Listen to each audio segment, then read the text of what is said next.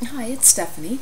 This screener is for Samit in response to his inquiry as to how I created a zoomed up effect for an engage interaction. He saw this interaction from the website demo that I made in Articulate in PowerPoint. Let me show you what we're talking about. On the right hand side, when you click this graphic, an engage interaction appears, but before it appears, a gray box zooms up, then the interaction appears, and a close icon also appears in the upper right corner. When you click the close icon, everything zooms back and takes you back to where you started.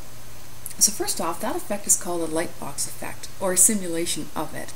And it was inspired by a screener that somebody at Articulate did, and I'm not sure who it was or what screener it was in, but I saw this type of effect inside one of these screeners. So let me show you how I created this. Here's the PowerPoint file. And here's the slide where you click to launch that engage interaction.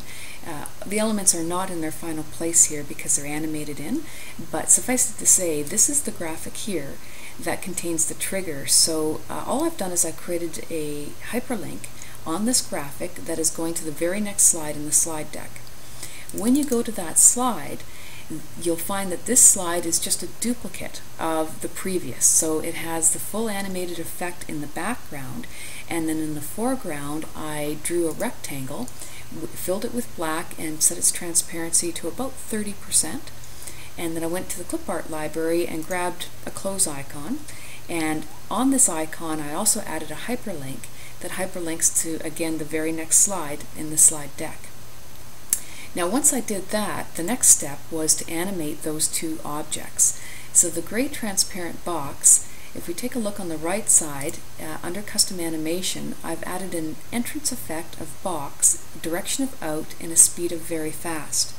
For the close icon, I have it going after previous and using the appear effect as its entrance effect. I also added a slight delay in here just to ensure that the zoom box and the engage interaction are fully on the screen before that close icon appears.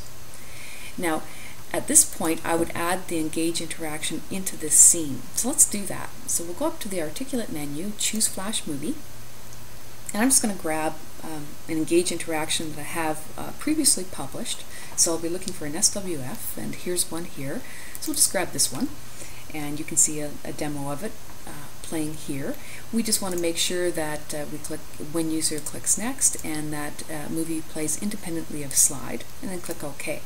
It comes in on the slide as a big white box. You can't see it, but it's there. So I'm going to select that object, hold down my Shift key, and size it down so it fits within that gray rectangle that I've just created. Something like that. It doesn't have to be quite perfect. The engage interaction itself has a transparent background, so there's kind of a transparent upon transparent effect that's happening here. And that's it.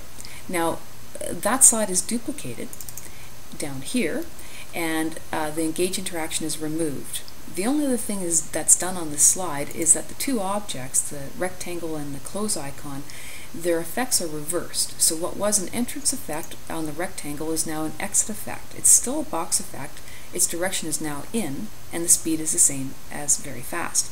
The close icon is now an exit effect of disappear, and I have it with previous, just so they both go away at the same time.